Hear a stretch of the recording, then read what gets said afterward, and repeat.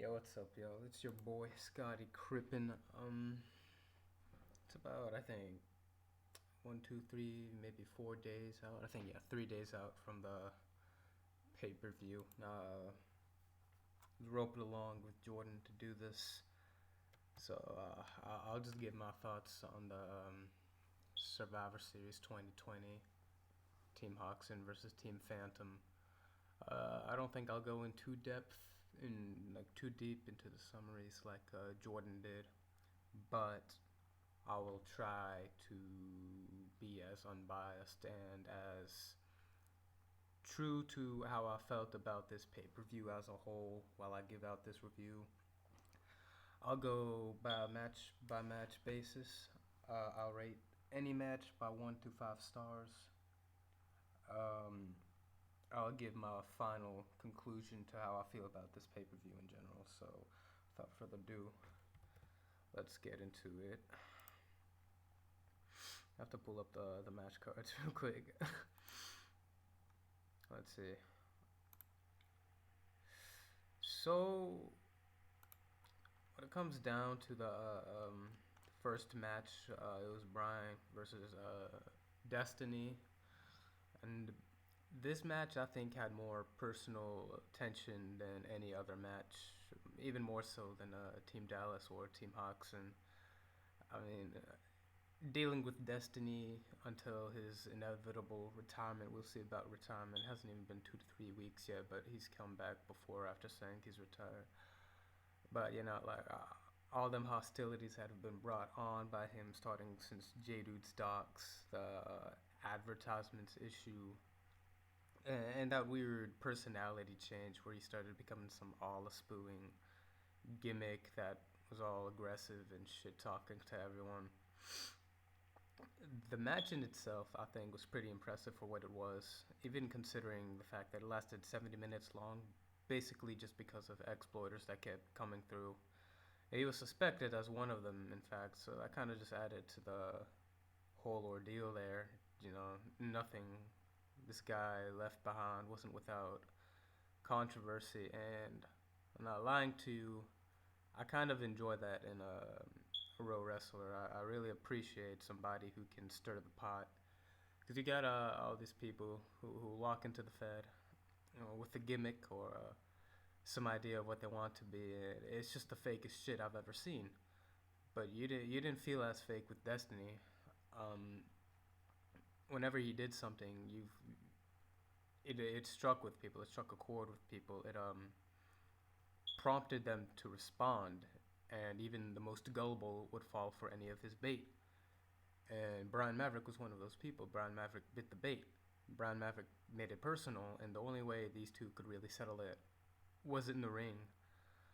Um, I really appreciate that it just devolved into those two fighting, and I don't really know much about what Leo Kyak would have really provided to that match had he stuck around, had he not gotten stripped and suspended for the exploits he did. But that's aside the point. Considering how the European Championship ended up being what it was, especially since we had Water Hardy before then just give up the title to Robert Balboa, and then just Robert Balboa lost that to Leo, and we didn't see Leo for a while. When we did see Leo, I don't remember him doing much except for just exploiting and then getting suspended soon after. Um, so on an execution scale, I'd say I can't really fault them for the exploits, so I'd give them a 5 for that. Innovation, there really wasn't much that they did different. Granted, it's really hard to be innovative in this kind of environment, this kind of age where you just see the same shit, everybody doing the same fucking thing. But again, I have to give props to Destiny for making this feel as real as possible. So I'll give them props there too. So I'd probably label that as a 3. Timing, definitely not. I know Georgian gave the timing about a 4. I don't see that way, considering how it was with before we had a totally different champion. We had another person being crowned champion, and then after that we had another person being crowned champion, and then Leo Kyak didn't even make the pay-per-view, so I really can't give props to that. The only thing that really held this up was that Brian already had bad blood with Destiny, and Destiny just stirred the pot, so really it's more so like a 2 for me. Storytelling. As far as storylines go, as in like in-ring storylines, there wasn't really much in the way. Again, this just kind of boiled down to bad blood that was already harbored by Brian and Destiny, and they just wanted to go at each other. Another little tangent to this entire thing was if Destiny lost, he said he'd leave, and Brian said he'd retire no matter what. So this was pretty final for both guys. I can't imagine that either really wanted to lose in this scenario, but they definitely poured their hearts out in that fight, even amongst all the exploiting and whatnot. So I'll give that one a 3. There wasn't a lot of effort in the ring, but they definitely did have the blueprint beforehand. So as an overall, really, I'll give that match 3 stars. Yeah, 3 out of 5. It's probably one of the better matches. Some of these matches were actually really god awful. And speaking of really god awful, One Thomas, White Spicy Fire Breath. No, I really can't say a lot about this storyline. This match in general too. It was really, I think, probably the worst on this card. It was just a big yikes. I mean, for example, you have this guy White. He's like very young. He's a member of SWA, but I mean, progress and performance is always varying amongst individuals, and this definitely highlights that. This was a card where a lot of my guys actually won, but I think this may have been one of the exceptions, maybe the only exception. Let's talk about One Thomas. I feel like One Thomas could do pretty big things in this Fed, but the only thing that really holds her back from being memorable, really, it's just like she isn't respected. I don't mean respect as in like start simping and shit. Like get the fuck out with this. Bully her as much as you want, but like when I mean respect, I mean they need to put her against actual competition. I mean, Wide walked into that fight, he looked like absolute garbage. I can tell you firsthand, this man asked me for tips when he was down 2 to like nothing, 2 to 1. I don't even remember. That's how boring this match was. As far as predictions go, I couldn't imagine if there was actually people who were serious about Wide winning. I mean, this guy is just so underdeveloped as it is right now. He just wasn't ready for this. Not only that, he was riding this Team Phantom hype train. Half the time he was in the ring, he was just spouting bullshit about Team Phantom. I mean, everything else related to One Thomas was just an offhand remark. I can't really say as far as Wide's like future. It's kind of baffling to me. I don't know where he's gonna go. I mean, European Championship, maybe that's its own thing too. Like the European Championship has been a pretty good filler title as of late. I can't say the same for the Intercontinental title or the United States title, but match psychology, there was absolutely none. That's a 1 out of 5. Execution, good performance from one, of course, but you know, you just have Wide literally sitting over in the corner not doing jack shit. He told me that he crashed or whatever, but I mean, you're the only person in the goddamn Fed who lost by count out. There's like no excusing that.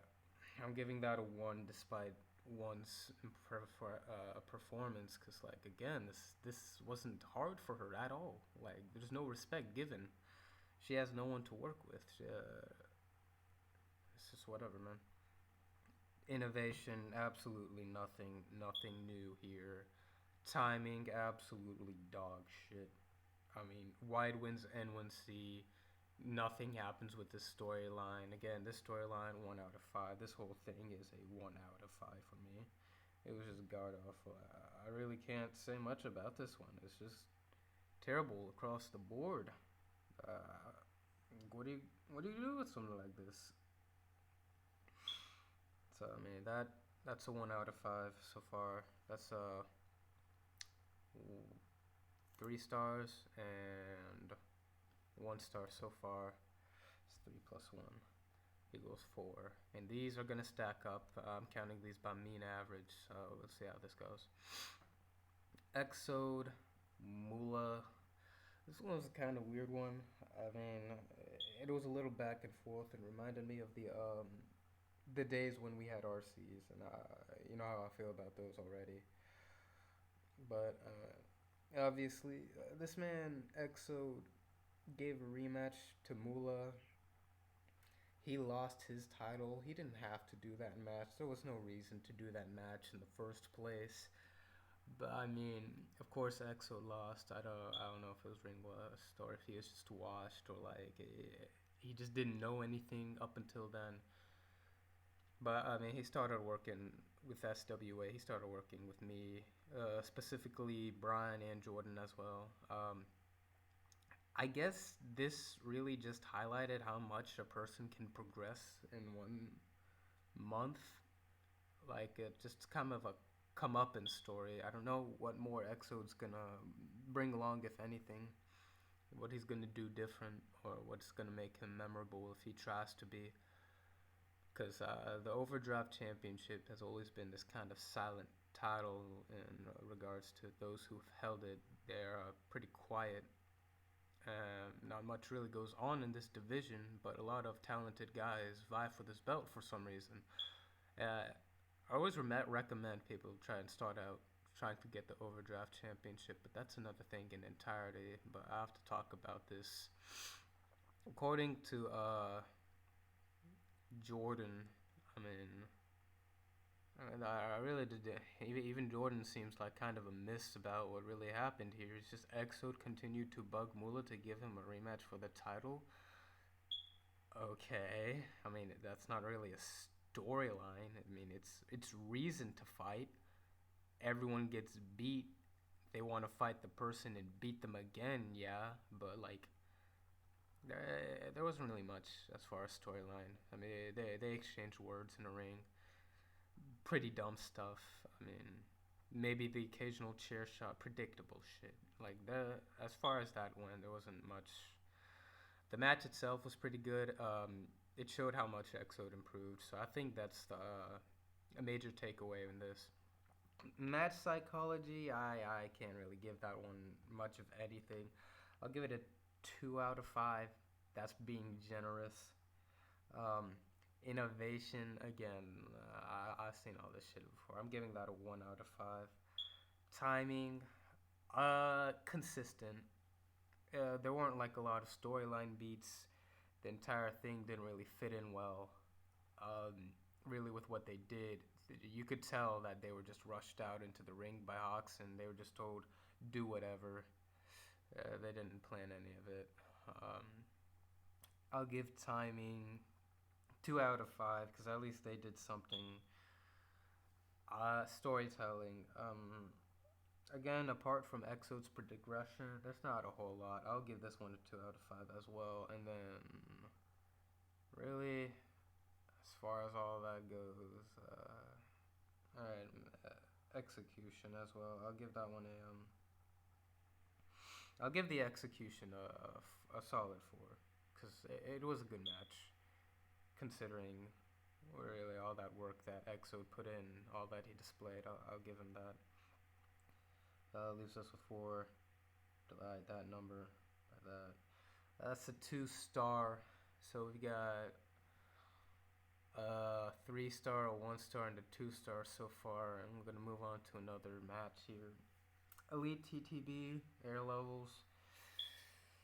I like when it comes to any air levels match. It's just like I really want to keep it within a pole's reach. I don't like touching air levels title matches. I think air levels is an okay gatekeeper. I don't really like seeing him in pay-per-views because like the results always predictable. I mean, anytime air level somehow snags an N1C, it's just like there. What's there to do? His attempt at some dark edgy gimmick took completely flopped. That shit was so boring. Uh, I could care less. I could care less that he renamed himself to Insane underscore AL3. Um, and again, after this match, he said he was going to retire for the 40th times. Whatever. I think really the highlight that came of this was TTB, always stellar, always consistent. He's just a steady rock in all of this. I think when it comes to TTB and really how his career fleshed out, he just finally won the U.S. Championship. I think he's just gonna ride this wave to see how far he goes. I'm getting a lot of Zayn vibes from him. Really, like nothing really special about what TTB does. Nothing in the way of storyline, but yeah, he's a talented fighter, and he proves as much. He sweeps air levels. I mean, match psychology, absolutely none. I mean, air levels, gimmick change made me cringe. TTB, steady, sure, did nothing. I'm giving it a 1 there. Execution, match was pretty fun to watch if you were rooting for TTB. I couldn't imagine just like coming in unbiased watching this and really expecting anything. So I'll give it a 3, just because TTB is always stellar in the ring against the guys he's fought. Timing, again, this is kind of one of those things where I mean, he won the N1C. I mean, it was more like a bunch of Twitter buffing. From air levels aside, again, he tried that weird cringy gimmick. It didn't hit. It didn't stick at all. And I hope I don't ever see that again. I know he's saying he's retiring. He'll probably come back in 2 weeks. Big whatever. Uh, yeah, giving that one a 1. Storytelling, absolutely none. Giving that a 0. Yeah, actually, I'm gonna change one of my older reviews. I'm gonna say that Wide versus One Thomas was a complete fucking 0. Yeah, forgot I could give 0 stars here. So I mean, storytelling complete 0. Let's see what else I missed. Timing. Again, I already said that's like a 1. Execution, match psychology, no match psychology, no execution. I mean, apart from TTB's performance, innovation I think was the one I missed. Nothing new here. Again, part of what makes Air Levels this gimmick so cringe was like it just felt like he was trying to be OMG Balor. Or even if he wasn't trying to be OMG Balor, he was just the same generic edgy shit that I've seen before. There's nothing new there. Giving that one a 0. Cap that off. That's 5 divided by 5 gives you 1. That's a 1 out of 5 stars. I'm not so sure how I feel about his tag team championship match. I guess the entire hype leading into this one was just that the fucking Lords of Domination were trying to prove how dominant they were, and when your opponent is distant memory and Y2 gangsta, it's not really that hard to flex. I have to give props to GP Havoc. Before he really, when he was in PXT, I don't know if he graduated, but it was just kind of this stiff piece. Like he had nothing to provide, but I think with this Lord of Domination thing, I feel like he has purpose, and I hope these Lord of Domination guys learn how to flesh out, because I think these guys have potential. I think these guys can maybe do something with the tag division, but the thing with the tag division, it's so frail. I mean, tag teams they fall apart so quick. Uh, if it isn't some external desire to go after singles belts, if it isn't some internal issue that causes everyone to fall apart, I mean, like it's just really hard for anything with any of these fucking tag teams to just stick around and really do something meaningful. Because all of the tag teams that are remembered, well, first of all, they're old as shit. And they didn't stick around either. It's a developing pattern. It's concurrent with DWF. So, I mean, it really means something if these guys could pull off something. But that's an if. As for this storyline in itself, again, they were just kind of flexing here. It's just one big flex over Distant Memory, who apparently secured the N1C without a tag partner. Impressive, considering that he's pretty new to the DWF scene, maybe even Major Federal Wrestling, maybe even Indies or just wrestling in general. Um, let's talk about match psychology. I don't really think there was much in that way. I'll just give Lords of Domination the one here for at least trying. I know they're kind of new, but progress is progress. We'll see how it goes. Innovation. Um, I can't really think of anything they tried to do new with what they did. Uh, I'll give props to Distant Memory. He did kind of do something that was like kind of niche, kind of unorthodox when he defended his TTC N1C by himself. You don't see that very often, but like you can't really ride the coattails of that. You can't make that the center point of the plot line either. So I'll give it a 3. Yeah, I think I'll give it a 3. Basically, just off of they tried. I could see they really tried. They tried to do different. Uh, yeah, I'll give 3 for execution. I'll give it 2 for innovation. I don't know if I just repeated myself, but 3 for execution and 2 for innovation. Timing, they were present. I know the Lords of Domination made it their chief goal to flex. Um, I can't say every beat really hit that well. Um, just watching these shows, I wasn't really paying attention to these guys. It wasn't that interesting. The promos, they could have lingered for quite some time. So I mean, I'll give it a 3.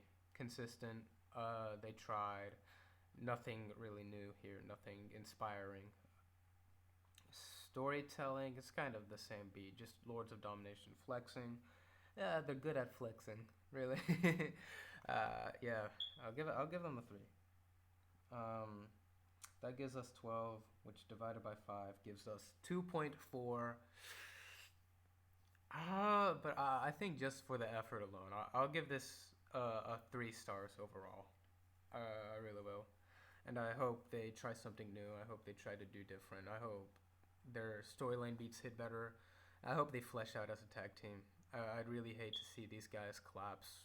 Guys like Faded Ascension, the Undisputed Era, were only around for this brief period of time. They just, it's hard to care after a certain point when they just don't give a shit and they always break apart. We'll see if they can do different. Winter Roads, Corey Casada, 10-8, 15-minute Iron Man match. If I had any complaints, it would be that the match was scripted, but really, the way the storytelling was told, the way the beats hit, the way the timing hit, I can honestly excuse all of this. I can move past that because honestly, this is just an example of how good Corey is as a storyline creator. It's a shame that he's going to, considering that he's so unorthodox. He's so willing to do different. He highlighted in this storyline topics that don't seem to be covered before. It was pretty real. And this is considering that these are two goofy guys, Winner and Corey. And Winner does his best as a filler guy, as kind of just like you can place him anywhere. He'll do his own thing, and I think in this environment, that what Corey provided to Winner, he really thrived in it. I really respect the amount of ingenuity that came with this. Starting with the rivalry, these two comrades, these two partners, they win the tag team championships, and the irony just really is showing how frail tag teams are in this federation. They win the titles out of just like a gain of saying, we have this title on our belt now, we have this on our record. we're just one step better now. But as it goes on, they just don't care anymore. It's always an internal issue, it's always an external desire. Those come together flawlessly. They just walk into Hawxin's office one day, they say, fuck it, we're not going to be tag teams anymore. We're not going to be the holders of these belts. They practically trash the belts, they throw it on the office floor, and I think that was perfect. I think that was beautifully set up. This entire storyline is built around that premise, how frail a tag team can be and how frail tag teams are in DWF just as a whole. I mean, I think Corey and Winner both beautifully highlighted just the natural chronology of tag teams in DWF. I'm starting to repeat myself here, but specific examples. I mean, we have Corey just ratting on Winner. They're fighting backstage. They're arguing with each other. Before you know it, they're taking action against each other. They're pursuing other goals. I mean, Corey burns Winner's house down and throws him into this house in the most like campy and exaggerated way possible. But this is the reality of it. I mean, people will drop their in DWF when it comes to tag teams. They're so quick to drop the tag team. Any faction, they're quick to dissolve over the simplest things. They don't want to give the tag team division a true try. We haven't seen a successful tag team division because of reasons like this. I think it's beautifully orchestrated how these two highlighted that. I mean, you have um, Casey Hawxin, I put that in quotes, and Casey's daughter with Winner just getting super kicked by Corey at his funeral, then pushing over the ashes and all that crazy shit. The timing beats perfect. The match beautiful. I mean, honestly, everything here solid 5 stars. Would wish to see Corey do something again, but I don't think we're gonna get that. Bit break from what's really great about this pay per view. We have to talk about Unstable Ken and Ashir Abaddon. I think if there's anything among these categories which I have to rank this storyline by, the match psychology was probably the best aspect about this entire thing. I have to really give props to how Ashir held his head high, even as he was getting dogged in the ring. I think he's one of the weakest World Heavyweight Championship N1Cs we've had in a while, and Ken's the king of crushing these cans, absolute aluminum cans, who we keep pushing for these major titles. I don't know how they get it, but they do. And when they do, it feels like they squander it. But Ashir kind of softened that blow. I have to really give him props for this. I have to really give him props for trying his hardest to make himself look as legitimate as possible with the circumstances so stacked against him. I mean, his nonsense about the crisis, that's all whatever. But the match psychology, I'll give a 5 out of 5. Mainly just because of these two combatants' ability to really get into their own characters. I think that's where they do their work the best. And especially in Ken's case. I mean, Ken is very good at just playing his own characters. He's good at bringing out characters in other people as well. And it's just a testament like how good APRW is and just how entertaining he can be. Unfortunately, he can go inactive at times. So I think that's really the only thing holding him back here from being memorable. That and just having better opponents in general. Like I said, Ashir did great holding his head high. I'll give 5 stars for this match psychology shit. I really think these two excelled in that.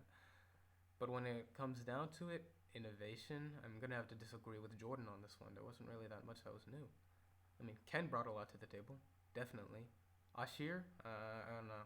Just kind of like, It's just kind of, it just felt like the same edgy shit that I've seen before with guys like OMG Balor. I can't really give props to Ashir for that. I mean, stick-to-itiveness to your character is one thing. Having an actual good character can be another thing. So I mean, again, this is an effort thing. I'll give 3 for the innovation. Execution, when it came down to the actual match, Ken curb. There was a sliver of hope for a second. And it was when Ashir jumped out of the ring. Ken chased him down. He just kind of jumped upwards and he spun around and Ken just got flung. It made that match interesting. I actually paid attention to this match. I'll give them props again. I'll give that one 3 stars. Again, I can't really give them much more than that because it was predictable and everybody guessed Ken would win. Everybody. It was unanimous. Check the Survivor Series predictions panel. Not a single soul said Ashir would win. And it's one thing when you're an N1C to a title. You've got to prove to people. Like, you can say one thing, but you have to back it up. And that's really the difference between the greats and just, gatekeepers. Timing, consistent. Ashir tried. Ken tried when he could. The beats didn't always hit. But it's pretty consistent, and I mean, they did so good at keeping people talking about them somehow. So I mean, I'll give them a 4. Storytelling, again, when these guys were in the ring, I don't really remember them being together all too much. There wasn't a lot of personal gain here. There wasn't a lot new with the storytelling. I mean, the beats hit when they did, but like nothing new, nothing interesting. I'll give that one a 2 overall. Let's see, divide this by 5.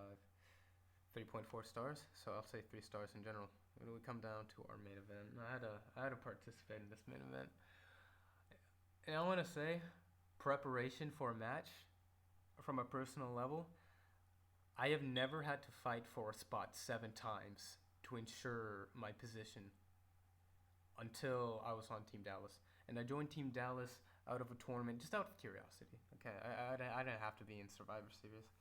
I went through a tournament. I fought these guys. Devi was suspected of exploiting, so he just kind of got kicked. So I won the spot. I fought 3 people. He did a redraft 1 week before the pay-per-view. Absolutely bat shit. I don't understand it. I never will understand it. Altrey wouldn't understand it. He couldn't understand it. We even tried to reason, like, how can we understand something like this? Mob didn't understand it. He was a big proponent driving this entire storyline forward. I mean, Dallas struggled to come at times, but I mean, I think they made up with it by just how much was at stake here. I mean, this is kind of a this isn't really new territory. We had something like this with Winner, and when I say Winner is only as good as the material that he's given. He was really bad in that storyline. Nobody bought it. Nobody bought that he'd be chairman of DWF. But Dallas, yeah, definitely. They definitely believe it.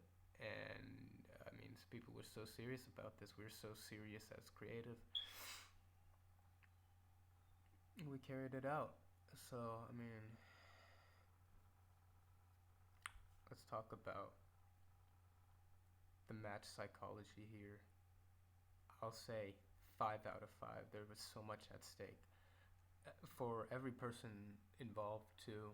I mean, from both sides, like Mike MLM, he had this ginormous burden to unrust in like 3 weeks' time for this match. Awesome Parker tried his best to get so much better. I mean, even Zombie Super Troll, who was on Team Hawxin for a brief period, he trained with SWA. He tried his best to get better. Everybody just poured their hearts out for this. Everybody took this so seriously. There wasn't like a moment where we didn't feel otherwise. Even when people doubted if this was real or not, they just kind of said, "Fuck it." I'm taking it seriously in the moment. So yeah, 5 out of 5. The match in itself, I hate to say this, but that shit was kind of predictable. But it surprised me, the actual match, because it didn't play out how we thought it would. I mean, everybody expected something different. Maybe like a one-way, one person just curbing Team Hawkson. But, I mean, they showed a fight. It was interesting.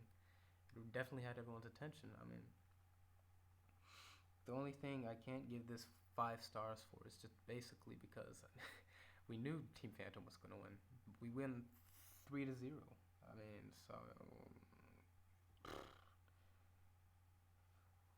yeah, four there. Innovation. Yeah, this was completely new. It wasn't new, but like when you compare to what Winner tried to do and how we approached Team Dallas and Team Phantom, this was far better, far superior in comparison. Easy 5 out of 5 for me. It was really refreshing. It was new. It was unique. I'll give it that. Timing. Again, Dallas kind of messed with the dichotomy. Well, no, not the dichotomy. The dichotomy between him and Hawxin was always good when we got to see it. Uh, but as for the other aspects, like the drafting of teams, everybody groaned when Hawxin kept selecting fossils.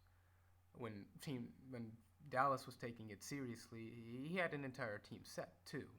So, like, I would excuse it if that was only the case. That wasn't the only case. I mean, Dallas kind of did an entire 180, and he redrafted the entire team through another tournament. So, I mean, there's even confusion in creative, and we have to explain the situation. Not only that, Dallas did this really goofy thing where he made it so that people that weren't alternatives who were supporters, quote unquote, could challenge. So we had guys like White Spicy Fire Breath, who we mentioned earlier, who was doing absolute dog shit this month, challenging Alter for his spot, who earned his spot. And it was insane because, like, just it didn't fit at all with what was originally set out. So I mean, that's what hurts this storyline the most. I have to give this one 2 out of 5. When it worked, but it did not work a lot of the time, just given how it was. The storytelling,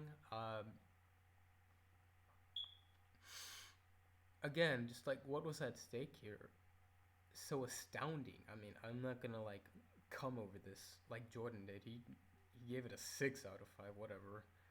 I don't really feel the same way. Do I feel strongly about it? Yeah. I mean, it just comes down basically to the how much this psyched people out. I think that was truly impressive. The storytelling, yeah, that's one thing. I also have to give props to Hawxin for making all those videos. I'll give this one a 5 out of 5. Because, I mean, yeah, I'll do that. When it comes down to it, 4 out of 5 stars. So I'm going to combine all of this together. When I said Destiny and Brian, I think I agreed on 3 stars. 3. One Thomas, 0 stars. I fucking hated that. That was dog shit. Exode, Vontez Ford. I think I went lower. There wasn't really a lot going for this one. I just didn't feel strongly about this one. I think I'll give that one a 2 stars.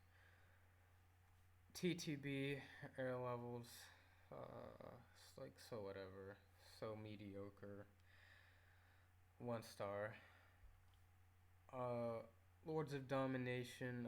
The amount of effort here I thought was kind of impressive for these guys. I really just hope they do something in the future. 3 stars. Winter Roads, Corey Casada, perfect in every sense. 5 stars. That brings us down to Unstable Ken and Ashir Abaddon. I didn't feel that strongly about this. Match psychology was pretty good. That was the underlying theme here. These guys were really good at what they were playing. I'm gonna give this one a. Let's see what I give it.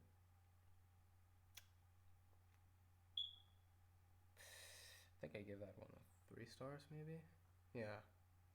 Those timing beats weren't that great. The storytelling was kind of meh. Execution, it just kind of came down to Ken crushing him. It was interesting though, and by no means special. So I mean, 3 stars. Team Dallas, Team Hawxin.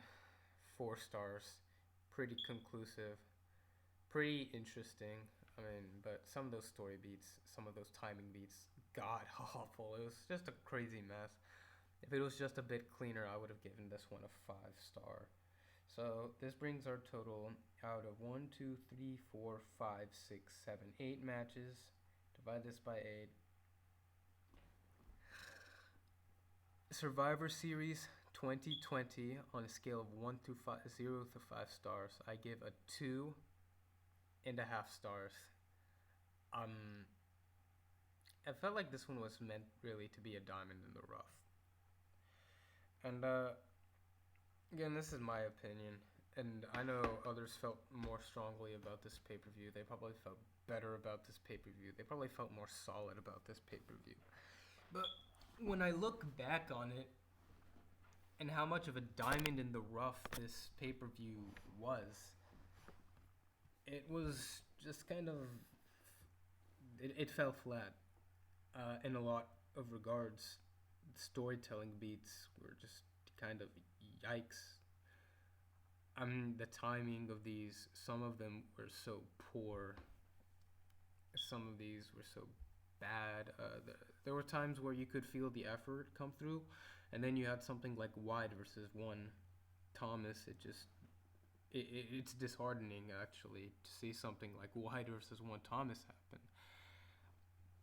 I mean, there were some bright spots, but there was also a lot of just dodgy moments. Like Ashir Abaddon, it was hard to take him seriously for a long time. When it came to, I mean, something like Lords of Domination, like you could tell they were trying to be bigger than what they really were.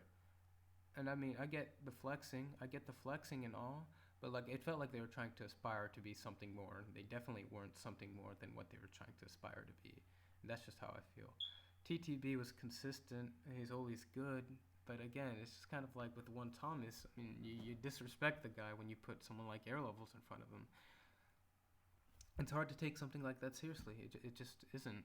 It's like when, and I don't mean to be sexist or anything, but like when you're watching a UFC card and they just put this random low card, undercard women's match in there just as filler so you can go take a piss. That's what this feels like. I don't mean any disrespect to anyone, but that's just how I feel about this entire situation. When I look at this pay-per-view, it just feels like a bunch of piss messages. Like I could go and make myself a sandwich, and when I come back, I haven't missed anything. There was 2 matches that were really, really interesting. Well, 3 matches.